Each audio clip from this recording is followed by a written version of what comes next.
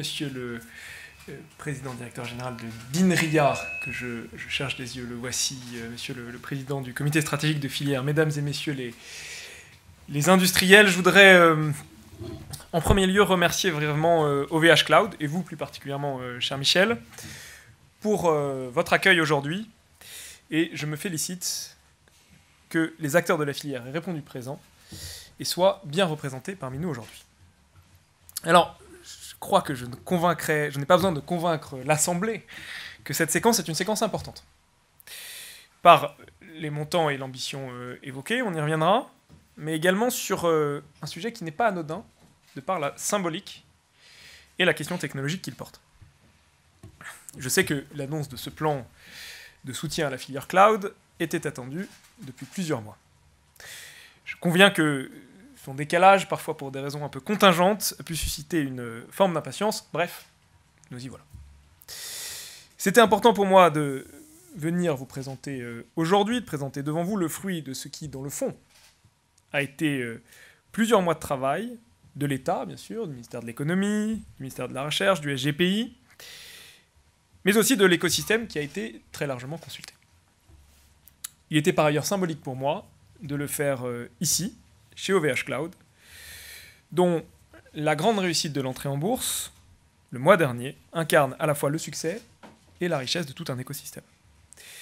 Car, et c'est mon premier point, le sujet du cloud ne saurait être pour ce gouvernement déconnecté et considéré indépendamment de ce qui a été une constante de la politique du gouvernement français depuis 2017, avec un objectif, un seul objectif, je le répète ici, qui est celui du président de la République, du Premier ministre, de Bruno Le Maire et de moi-même, c'est de faire émerger des champions européens et français de l'innovation.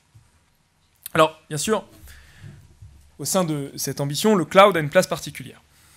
Du fait, je l'ai dit, de la taille du marché en jeu, on parle de 500 milliards d'euros en 2030, mais surtout parce que le cloud est une technologie socle. Et d'ailleurs, en cela, la bataille et les discussions que nous menons parfois de manière un peu vive depuis plusieurs mois, voire plusieurs années, n'est pas déconnectée des réflexions et de la stratégie pour la réindustrialisation de notre pays. Alors, pour relever ce défi, l'État, vous le savez, s'est doté d'une stratégie nationale pour le cloud qui repose sur 3 piliers, dont 2 ont été présentés il y a quelques semaines, je les rappelle. Le premier, c'est la création des conditions de la confiance. Avec la mise sur pied d'un label pour le cloud de confiance, Secnum Cloud, nous créons un standard certifiant des solutions présentant l'indépendance des données couvertes à l'encontre des lois étrangères à portée extraterritoriale. Nous pensons bien évidemment tout d'abord au Cloud Act. C'est indispensable pour protéger les données sensibles de nos concitoyens, de nos entreprises ou de nos administrations. Ce label est protecteur, il garantit la souveraineté sur nos données, et d'ailleurs, et Michel Paulin l'a dit, un acteur comme OVH Cloud dispose déjà de solutions labellisées. Ensuite, et je passerai rapidement sur ce point, même si j'y reviendrai à la fin de mon propos, garantir l'exemplarité de l'État à travers la doctrine Cloud au centre, qui a été concrétisée par une circulaire du Premier ministre datée du 5 juillet 2021. Pour accélérer sa transformation dans un cadre protecteur des données, l'État a pris l'engagement par la bouche de ma collègue Amélie de Montchalin que pour tout nouveau projet numérique, une solution cloud certifiée Secnum Cloud sera privilégiée. Enfin, c'est pour ça que nous sommes là aujourd'hui, accompagner le développement des acteurs français du cloud. C'est le but du volet économique, industriel et de soutien à l'innovation que je vous présente aujourd'hui. Je le répète, l'ambition de ce plan est de faire émerger en France et en Europe des champions mondiaux du cloud et de l'edge computing. Je vais reprendre un propos qui a été développé par Michel. Je le dis avec force et conviction. Ce que croit ce gouvernement, c'est que la bataille du cloud n'est pas perdue. Et d'ailleurs, je le dis de manière assez directe, je ne serai pas ici parmi vous. Nous ne serions pas un plan qui, en montant d'investissement public, se monte à plus d'1 milliard d'euros. Si c'était parce que nous, dans une condition où nous pensions que cette bataille était perdue. Je sais que dans le contexte du plan de relance, dans le contexte du plan d'investissement, les millions et les milliards ne signifient plus grand-chose. Mais quand même, on parle là d'un plan à 1,9 milliard d'euros. dont entre 1,1 et 1,2 milliard d'argent public, l'argent des Français. Donc si nous sommes ici, c'est nous que pensons que la bataille du cloud n'est pas perdue. Est-ce pour autant une bataille simple? Non. Je pense qu'on s'accordera tous sur le sujet. Est-ce que cela prendra du temps? Oui. La souveraineté industrielle, cela ne se décrète pas, cela se construit. Et je veux abonder également dans le sens de Michel. Nous avons, pour mener cette bataille, en France, des actifs uniques en Europe. On parle évidemment d'OVH Cloud, chez qui nous sommes aujourd'hui. Et je veux d'ailleurs, au sujet de l'introduction en bourse d'OVH Cloud, souligner un point qui, me semble-t-il, est extrêmement parlant.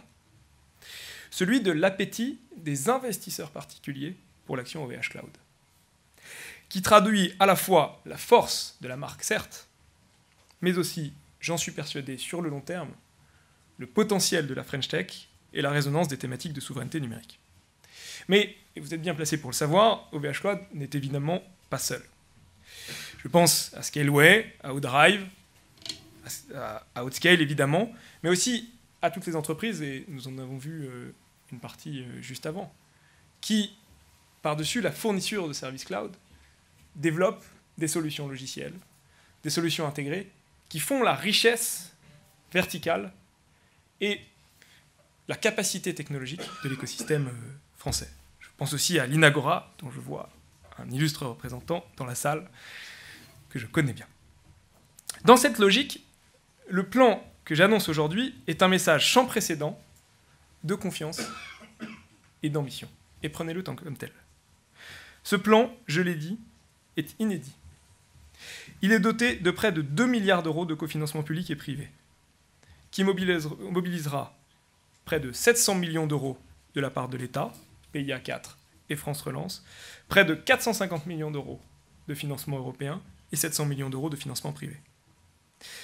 La stratégie soutiendra le développement des services à haute valeur ajoutée, du collaboratif à l'edge computing en passant par les applications d'intelligence artificielle pour près de 900 millions d'euros, soutiendra la création d'espaces de données mutualisés pour près de 660 millions d'euros, le soutien à la recherche fondamentale et à la maturation des technologies pour près de 150 millions d'euros, et enfin le développement des compétences, sujet extrêmement important, pour près de 60 millions d'euros.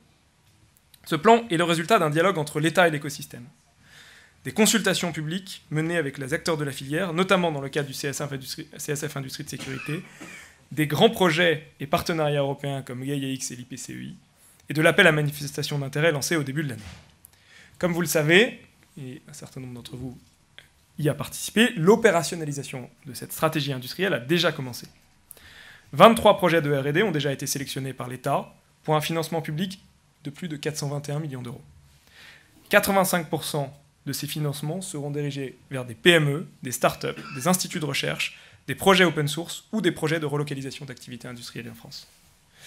Nous avons reçu 48 candidatures de qualité à cet appel à manifestation d'intérêt. Et je suis extrêmement heureux que l'écosystème français ait été nombreux à répondre à cet appel. J'insiste sur un point qui me semble extrêmement important. Il y a une question de compétition avec les offres existantes. Il y a également un sujet qui me semble absolument décisif, qui est la capacité à nous positionner sur les offres de valeur à venir, notamment celle du edge computing. Il y a dans ce plan un pari, qui est celui du edge computing et des services à haute valeur ajoutée, pour nous hisser au premier plan de la compétition. La convergence entre le cloud et l'edge computing, qui consiste à traiter les données de manière décentralisée, au plus proche des usagers, sera au centre des innovations de la prochaine décennie. Industrie 4.0, réseau décentralisé et évidemment véhicule autonome. Quelques exemples de projets soutenus par cette stratégie. Un AI Hub porté par OVH qui inclura 6000 modèles d'IA et de machine learning dans le cloud.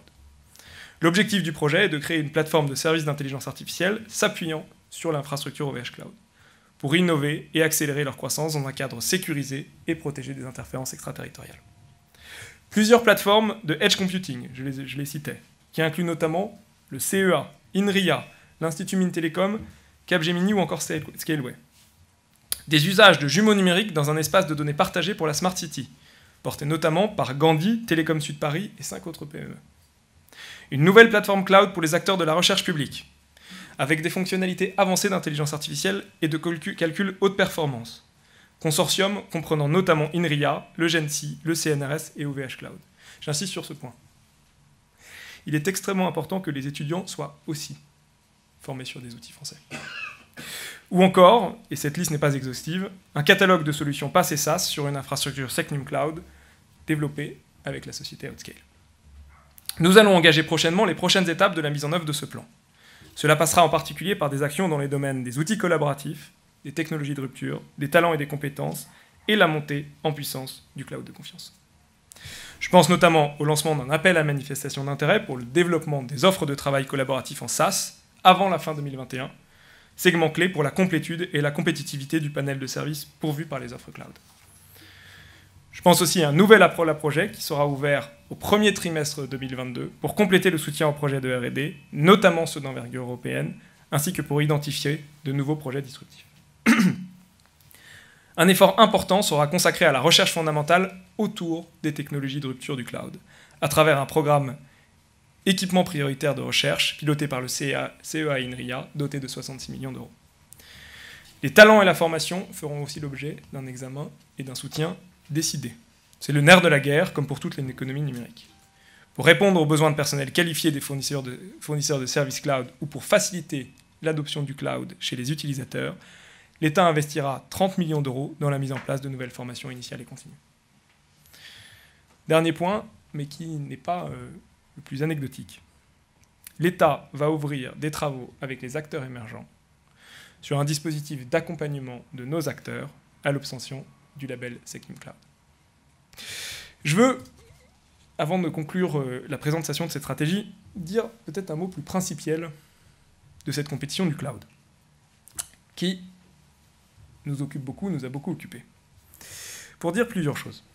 Un, que notre conviction, je l'ai dit, je le réaffirme, c'est que le match n'est pas joué. Qu'il est tendu, qu'il est compliqué, que le chemin de crête entre la question technologique, la question légale, la question européenne, la question des clients, la question du fournisseur est fin, mais qu'il existe. Que le retard accumulé, et vous me passerez l'expression, ne date pas d'hier. C'est vrai dans le cloud, c'est vrai dans d'autres domaines tout aussi stratégiques comme l'intelligence artificielle ou les semi-conducteurs. Et je tiens à dire un mot assez personnel, qui est que nombre de ceux qui sautent comme des cabris sur leur chaise en me criant « souveraineté numérique aux oreilles » devraient se poser la question de ce qu'ils n'ont pas fait dans les 30 ans d'incurie de politique technologique qui ont précédé l'arrivée aux affaires de ce gouvernement. Parce qu'on peut commenter de diverses manières ce qui est fait depuis 3 ans. Je crois qu'on concédera à ce gouvernement de s'engager sur la question de la souveraineté technologique et de la French Tech. Certains choix, parfois, ne sont peut-être pas les bons. Ne sont jamais aidés, ne sont peut-être pas les bons. Mais ce qui est certain, c'est que ce que nous cherchons à faire, dans un contexte où, sur les 10 premières capitalisations mondiales, 8 sont dans la tech, 6 n'existaient pas il y a 25 ans, aucune n'est européenne. C'est certes de préparer l'avenir de nos enfants. C'est aussi de rattraper le retard considérable en matière de politique technologique et de création d'un écosystème technologique qui a été pris par nos prédécesseurs. Je le redis, rebâtir une vraie souveraineté prendra du temps, dans le cloud comme ailleurs. On ne rattrape pas 30 ans d'incurie en 3 ans. Je continue. 3, nous avons les moyens de revenir dans le jeu. La preuve, pour la première fois depuis longtemps, la France et l'Europe sont cette année de retour dans la course numérique. En 2021, il faut prendre conscience de ce que ça veut dire quand on se projette 3 ou 4 ans auparavant. L'Europe pourrait tenir tête aux États-Unis en nombre de licornes nées sur le territoire européen. Quand on se rappelle le retard qui était le nôtre, il y a seulement 2 ans, le fait qu'on soit dans cette position est à la fois la conséquence d'une politique économique menée par le gouvernement français sur la question de la fiscalité, sur la question du marché du travail, sur la question de l'investissement dans les compétences, sur la question de l'investissement dans les technologies. Une politique qui a été soutenue par l'Europe. Mais c'est surtout une opportunité absolument extraordinaire. Pour continuer à ouvrir le jeu, il faut mener une politique systématique d'investissement et de compétitivité. C'est ce que nous faisons aujourd'hui de manière très ambitieuse, en travaillant sur l'ensemble des maillons de la chaîne, y compris la recherche et la formation. De projection dans les technologies qui peuvent rebattre les cartes, et je pense là au edge computing.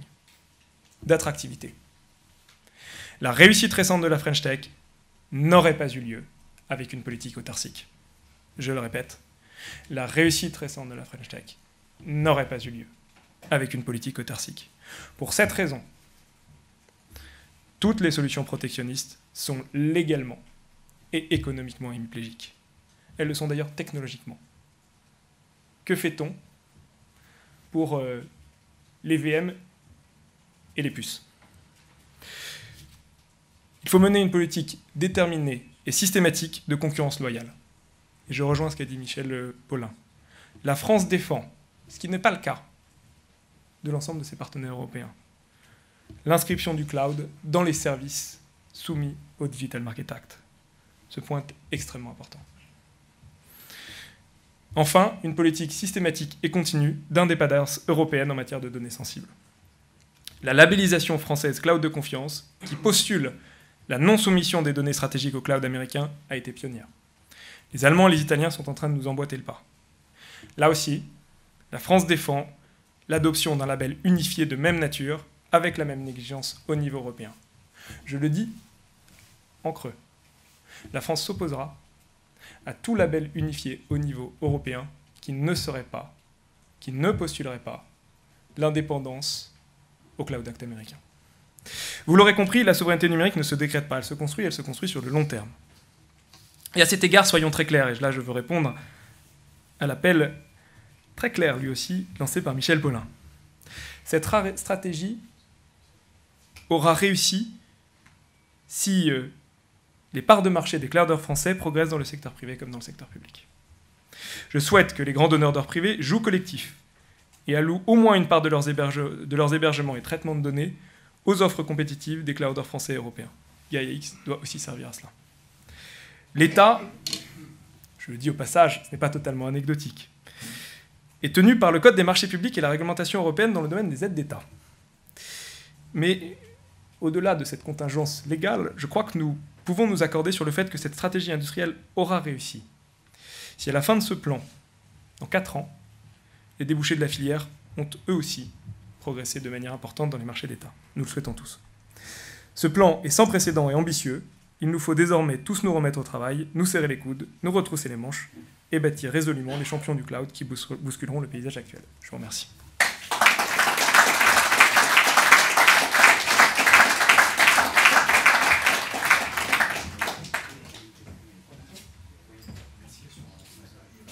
Alors, apparemment, il y a une ou deux questions. Alors. Désolé. Oui, bonjour, Mathieu Rosemin, Reuters. Comment vous réconciliez l'apparente contradiction qu'il y a entre la stratégie de vouloir donc favoriser les champions français et européens et le fait de vendre sous licence des logiciels américains et ce faisant leur apportant la majeure partie de la marge dans les offres? Non mais je pense qu'il faut être extrêmement clair. Nous, notre volonté et notre objectif de long terme, c'est de faire en sorte qu'il y ait des champions européens et français du cloud. Est-ce que cela passe par une stratégie autarcique qui reviendrait à bannir les Américains aujourd'hui de l'ensemble de fournitures des services cloud? Non, je l'ai dit.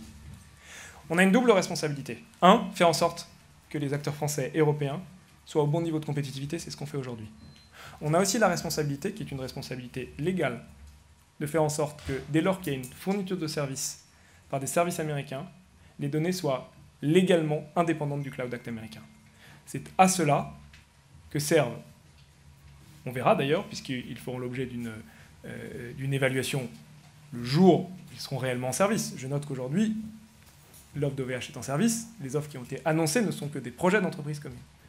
C'est à cela que serviront éventuellement les accords qui seront déployés le jour venu. Mais nous, en tant qu'État, on a une double responsabilité. Faire émerger un écosystème industriel, assurer l'indépendance des données sensibles au Cloud Act américain.